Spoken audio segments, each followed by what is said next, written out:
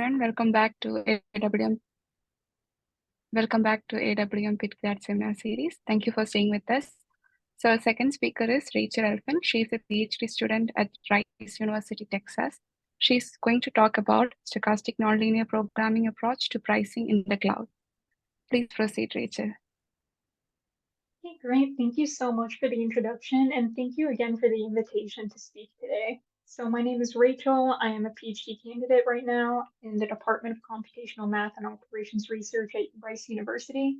And today I'm going to be talking a little bit about my dissertation research into pricing and cloud computing, and specifically about our novel stochastic nonlinear programming approach. So cloud computing refers to the delivery of computing resources or storage via the cloud, and it's manifested in the demand for virtual machines. So all 5 of these companies on this slide are examples of companies that either provide cloud computing services or platforms. So basically, if you work in any American office in 2023, you're using a cloud computing service every single day. Now, cloud computing provides both a cost-effective and scalable alternative to operating one's own physical computing infrastructure. And so that's why the industry is so highly valued right now. In fact, the cloud computing industry is currently valued at nearly $500 billion, and it's expected to grow by over 20% just this year. So for these reasons, many companies are migrating completely to the cloud. A really famous example of this is back in 2016, Netflix announced that they have migrated all of their services completely to the cloud, and this has helped them manage resource usage influx. So what that means in particular is, let's say that, for example, a new season of Stranger Things just came out. So for those of you who don't know, Stranger Things is like one of the most popular TV shows on Netflix. So basically, whenever this new season comes out, everyone with a Netflix account is going to want to see it. And not only that, there are probably going to be customers who create Netflix accounts just to see the new season of Stranger Things. So this means that their demand is going to skyrocket really suddenly. And that amount of demand is going to be really hard to manage on physical machines that are far less flexible than virtual machines. So migrating completely to the cloud has helped them manage that and has helped them control this resource usage influx. So for these reasons, cloud computing has become the industry standard for storing, sharing, and managing data. Now, the motivation behind studying pricing in particular, firstly, pricing is a really powerful profit maximizing mechanism. And it's been shown that, in fact, improving pricing by 1% could result in as much as a 6% profit increase for mid-sized companies in the United States. There's also an incentive to gain insight into how prices affect demands for different types of resources. So intuitively, we know that if the price of an item goes up, demand for it is going to go down. There are some exceptions to this for highly inelastic items, but generally that is the rule. But another interesting question to ask is, if we increase the price for one resource type, how does that affect the demands for the other resource types? Another motivator to studying pricing in particular is efficient resource utilization. Now, having more knowledge about future demands, which is what pricing allows, is going to allow companies to utilize resources more efficiently because they're able to plan their capacity provisioning better. So currently in the United States, 25 to 30% of all servers in data centers are these so-called zombie servers. So what that means is that these servers draw energy from the grid, but they don't actually perform any useful work. So this could happen for a number of reasons. Sometimes data centers will bring in new updated servers without unplugging or getting rid of the old servers, and then that just leaves them plugged in and drawing energy. But sometimes it's just that companies and data centers can't properly predict demand for their resources. So then they have all of these idle machines kind of running in the background, and they're not actually performing any useful work. In fact, these data centers account for about 0.5% of greenhouse gas emissions in the United States. And 3% of total worldwide energy generation. So that may not immediately look concerning, just those numbers are pretty small.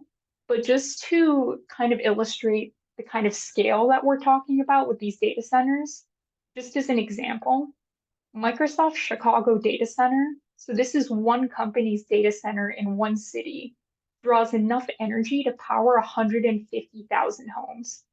So even 3% of this energy generation actually accounts for a lot. So just to provide an outline for the rest of this talk, I'm going to be talking a little bit more about the background into cloud computing, in particular the usage payment structure generally adopted by cloud computing providers, and also some existing literature on pricing in the cloud, before going into some of my demand models and also my modeling approaches, which are in dynamic programming, mixed integer nonlinear programming, which I just call MINLP for short, and an iterative heuristic algorithm. And then I'm going to be discussing some future work and some key takeaways from the talk.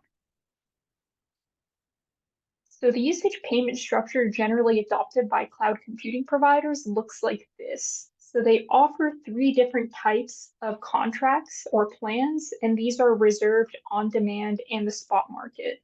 So all of these differ in a number of ways. Firstly, in duration. So reserved contracts tend to be more long-term, on the order of months to years, whereas on-demand contracts tend to be more short-term. So these contracts are more like a few weeks to a few months. Whereas the spot market is a one-time single-use resource. They also differ in whether or not users have to reserve computing capacity ahead of time. So only users on reserved plans actually have to do that. So basically, if you're a user on a reserved plan, you need to tell the cloud computing provider, I'm going to need this much capacity at this time. And this also allows the cloud computing provider to kind of plan ahead because they know when they're going to have to provision that capacity to someone. Now, on-demand users don't actually have to do that. So they're allowed to start and terminate their instances at will and with no penalty. And it's the same with the spot market. Now, both the reserved and on-demand plans offer these service level guarantees. And what that means is that these cloud computing providers will essentially promise them in their contracts that, let's say 95 to 90%, or 95 to 99% of the time, that their jobs will be run in a timely manner. Now, the spot market doesn't have these guarantees, and that's because the spot market isn't a contractual plan. It's basically just kind of a free-for-all. Anybody can run jobs on the spot market if they have an account, and they also don't have capacity reserved for them specifically. So basically, the spot market users kind of just utilize whatever capacity is available. So that's more like idle machines or idle servers. So for these reasons, the spot market tends to be the cheapest out of all 3 plans.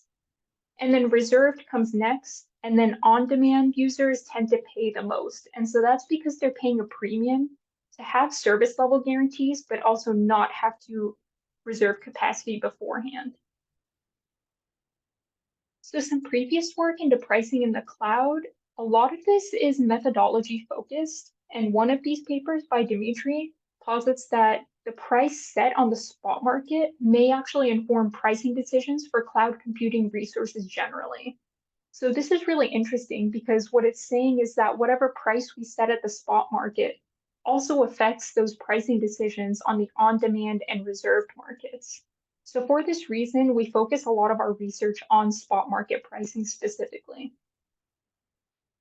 A lot of the work previously also focuses on Markov decision processes, and this makes a lot of sense because when you are doing dynamic pricing, you are making sequential decisions over time under constantly evolving conditions.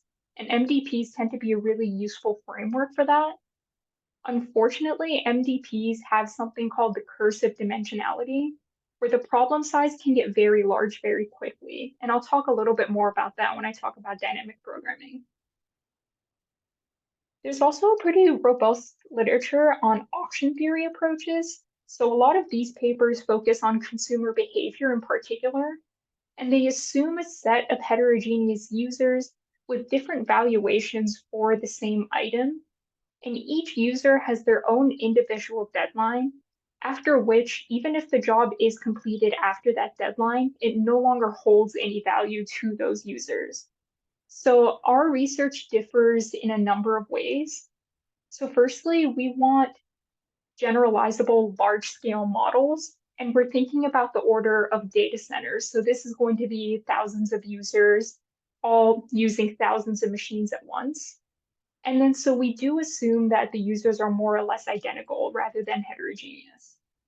And we also incorporate these individual deadlines in a generalizable way by penalizing in the objective any demand that isn't fulfilled in the time that it's requested. So before I explain the three modeling approaches, I have to explain this kind of concept of backlog demand.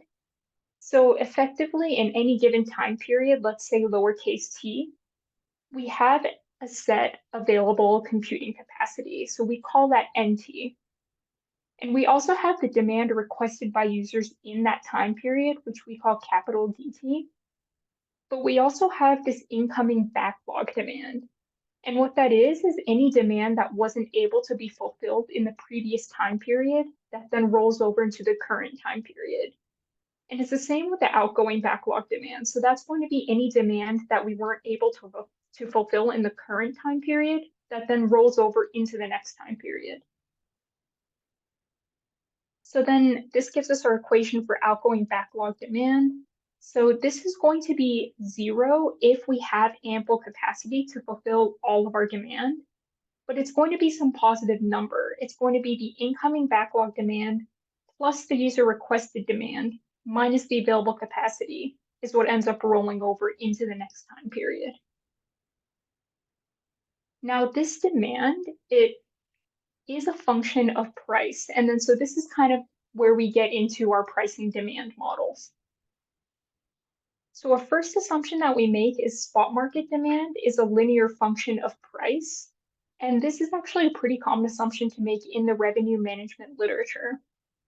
So here our demand is either going to be 0, and I'll explain why we do this in a second. But here we have the sum of the retention rate and the backlog demand. And then so this retention rate is some value between 0 and 1.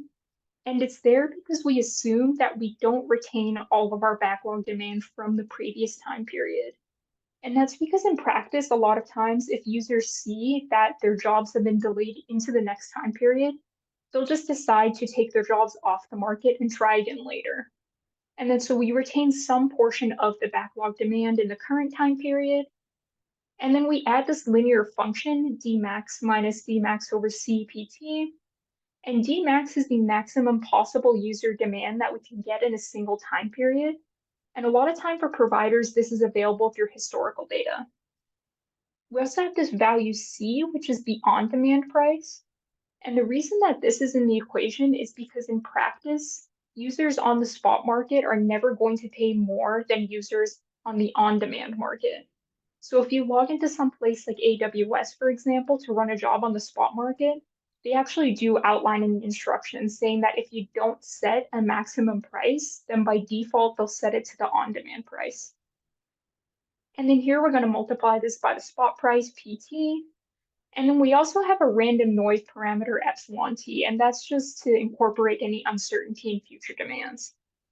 Now this epsilon t, because it is a random variable, there could be a scenario where if this epsilon t is negative enough, it tips the whole demand function into the negative. And then so that's why we take the maximum between 0 and this linear function. And that's just to make sure that we don't have negative demand because that becomes not interpretable within our model. So this gives us a problem statement where here we're trying to maximize revenue for the cloud provider. So we're multiplying the price at time t, which is PT, and then we're multiplying it by this min term. And this is just going to be however much demand we fulfill in the current time period. So the amount we fulfill in the current time period is either going to be the user requested demand or whatever capacity is available. So basically, if the total demand in a time period exceeds the capacity, then we can only fulfill up to the capacity. And then there's also vice versa. where if the user requested demand is less than the available capacity, we only want to fulfill the demand. We don't want to fulfill all the way up to the capacity. And we also have this parameter on the left, L, and this is the maximum change in price from t minus 1 to t, so between any two successive time periods. And the reason we have this is because we don't actually want the price to change that much between successive time periods. And so just to illustrate an example of why this might be, let's say that you decided to run a job on the spot market right now at 4:30. Then if you see an hour later after your job's been run that it's substantially cheaper then to run the job than it was when you ran it, it might make you distrust the provider a little bit. It might make you question, well, why did I pay so much more to run the same job an hour before when it's so much cheaper now? So this is the type of thinking that degrades trust in the cloud provider, which is why we want to ensure that the price doesn't actually rise or drop all that much between time periods. Now, as you can see, this is an inherently nonlinear problem, and that's because we're multiplying variables together. We're multiplying the price by the backlog and then also the price by the price. So our first approach to tackle this problem is dynamic programming. And again, this is because we're making successive decisions over time. So for example, if we just assume a deterministic setting for now, for simplicity, which is why there's no epsilon t here, then recall that our outgoing backlog is this equation. So let's just take the right side of this equation, so the user requested demand minus the available capacity. If we assume that both our incoming and outgoing backlogs are known, then we can actually solve for PT optimally. And here at the bottom, we're maximizing between 0 and this term again, and this is kind of the same reason that we have a max term in our demand. And it's because we don't want our price to tip into the negative, because negative prices are also not interpretable within our model. So using this equation, we make the assumption that the backlog in any given time period won't exceed D max for all t. So this makes sense intuitively, right? Because we're not going to have more backlog than there can be possible demand. So the way that dynamic programming works is we take every possible value of yt minus 1 and yt, and we create this grid from 0 to d max. Then for each of these grid points, so within each of these boxes, we're going to be solving a value function. So effectively, we're solving for every possible value of the revenue that we're making. Some challenges with this approach are clearly that we have to discretize the backlog. So here, this is an example of if we were to discretize it by a size of 1. So we're assuming that our backlog can only be integer. But in practice, our backlog is a continuous variable, so we are going to need more discretization points to get a quality solution. And having more discretization points means that the size of our grid is going to increase by a lot. And that also brings us to our second challenge, which is the curse of dimensionality. So this happens a lot with dynamic programming, where because we're evaluating a value function at each iteration, the problem size becomes too big. And so the memory of the computer can no longer handle it. So we can see these in the computational experiments. So if we have a discretization size of between 1 to 10, then the computer can still handle it and still obtain an optimal objective value. Whereas once we get to a discretization size of 15, it runs out of memory, and that's because the problem size becomes too big. Now, this could be a problem for us with our larger instances because this is a computational experiment I ran where the value of Dmax was 35. And in reality, it's more like a few thousand if we were to consider the scale of a data center. So to kind of take care of this problem, we also consider a mixed integer nonlinear programming formulation. So the benefits of a MIP formulation are that it's more efficient. And that's because we don't have to calculate a value function at every iteration for a MIP. We also don't have to discretize the backlog like we do in dynamic programming. We can just have the backlog be a continuous variable. We can also explicitly include constraints, which then also allows us to incorporate cuts for the feasible region that increase computational efficiency because it decreases our search space. Some potential challenges with the MIP approach are that it's NP-hard generally. So what that means is that there's no proof of a polynomial time algorithm to solve these types of problems, and also that multiple time periods might make the formulation more complex. So I don't have the whole MIP formulation on this slide just for the sake of brevity, but I do have a slide at the very end that has the whole formulation on it, and I'd be happy to show it to everyone if you have any questions or if you just want to see it at the end. So the objective function of this MIP maximizes the total revenue for the cloud provider. So we're multiplying the price by the demand that's fulfilled. Now, again, this is a nonlinear objective because the demand that's fulfilled depends on the price. Interestingly enough, though, all of our constraints are linear, so this actually leads to a pretty interesting problem structure. So the constraints just ensure that the demand fulfilled is either the sum of the user demand or the available capacity. It also ensures that the backlog is non-negative and that it's the demand requested minus the demand fulfilled in the case that it's positive. And it also ensures that the demand requested is either 0 or the backlog plus the user demand plus the random noise, because again, the random noise could possibly tip the demand function into the negative. And we also have a couple of logical constraints that link the variables together and relate them. So there is a big M in these logical constraints, but this isn't as concerning as you might think. And that's because we have a good value for big M. And this is because in assumption 2, we assume that the backlog would never exceed Dmax, which means that we could set big M equal to 1 plus the retention rate times Dmax. So here we make another assumption for our computational results. So this epsilon parameter, the random noise, we assume that it's a normally distributed random variable with mean 0 and variance sigma. So we test a couple different values for the variance sigma.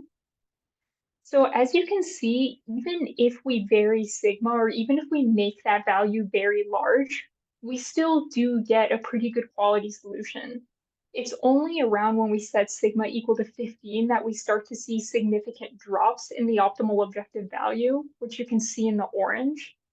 But because I tested this with a Dmax value of 35, again, if we set sigma equal to 15, then that means that we have basically no information whatsoever, or no prediction as to what the demand is going to be in the future. So the fact that it's able to obtain still a pretty good quality solution when we don't know anything about the demand is pretty encouraging. Next, we also have an iterative heuristic algorithm, and that's because we are dealing with large problem sizes here. So recall the statement of the problem, which is the price times the demand that's fulfilled. Then if you think about it, there's really only two scenarios from this problem statement. Either that the total demand requested in that time period is less than the available computing capacity, or that it exceeds the available computing capacity. Now, if it exceeds the available computing capacity, then you can see in the blue, our problem actually reduces to a linear problem.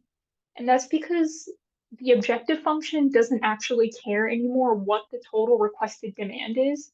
It only cares about what the available capacity is, because that's all the demand that we're going to be able to fulfill. So then here we're going to be maximizing a linear function. On the other hand, if the available computing capacity exceeds the requested demand, then the objective function no longer cares what the available capacity is, because we're only going to fulfill up to the demand. And then so we have a quadratic objective function. Now with the quadratic objective function, you can see that the second derivative is going to be a negative term, which means that the maximum is going to be the value such that you set the derivative equal to 0. So here we obtain this value pt star. Whereas if we're maximizing a linear function, then really all we want to do is add L to the last price term.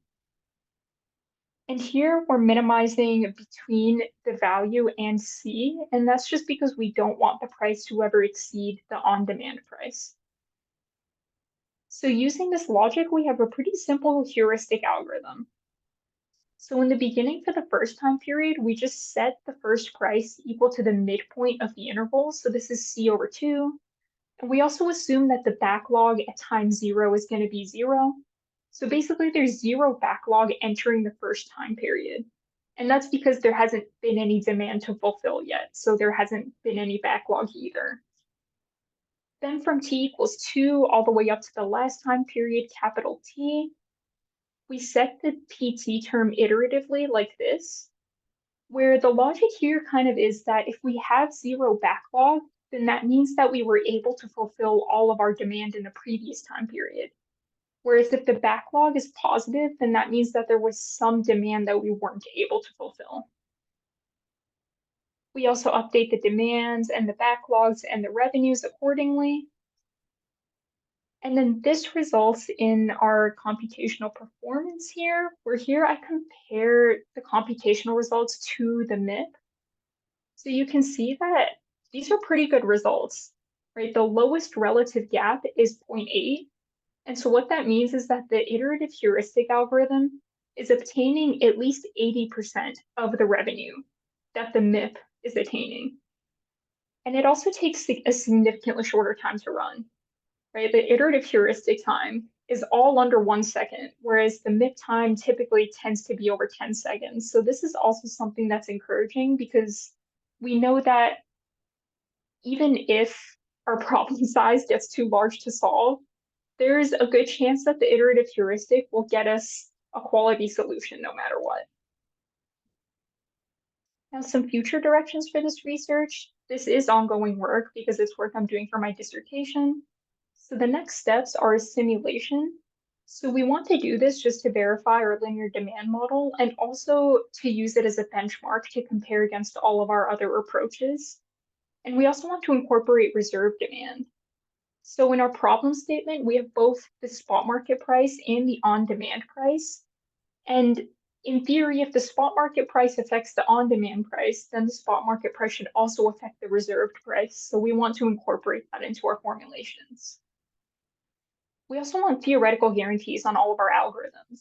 So this is the part I'm really excited about because I am someone that enjoys theory. And also with our MIP in particular, it has that really interesting structure where all of the constraints are linear and just the objective is nonlinear. So I think there's at least some feasible cuts or some decomposition of the MIP that'll make it easier to compute for larger instances. And we also want to test this on a large scale implementation. So all the computational experiments I just showed you, I was running them with pretty small numbers, right? I was running them with a Dmax of around 35.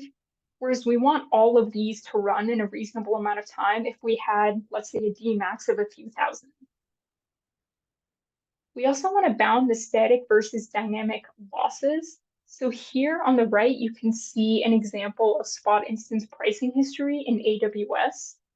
And so you can see that even between days, the prices don't change all that much.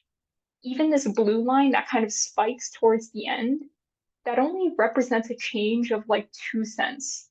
So most of the time, the prices are only changing by fractions of cents, which kind of yields this interesting problem of like, how much revenue do we actually lose out on by implementing a dynamic pricing policy over a static pricing policy?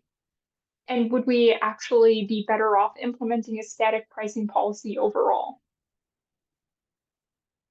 So the key takeaways from this talk are that pricing is an incredibly powerful profit maximizing mechanism that affects demand for computing resources. And our research implements these large-scale generalizable pricing models that incorporate all three markets, and also that optimizing pricing in the cloud benefits both users and providers of cloud computing.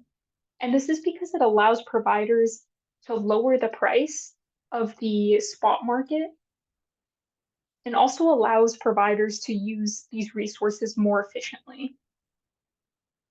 Now, I am currently on the job market, so if there's anybody on the call who is looking for someone that does optimization or applied math, I would love to talk. So thank you again for being here, and I'm happy to take any questions. Thank you, Rachel. Let me stop the recording.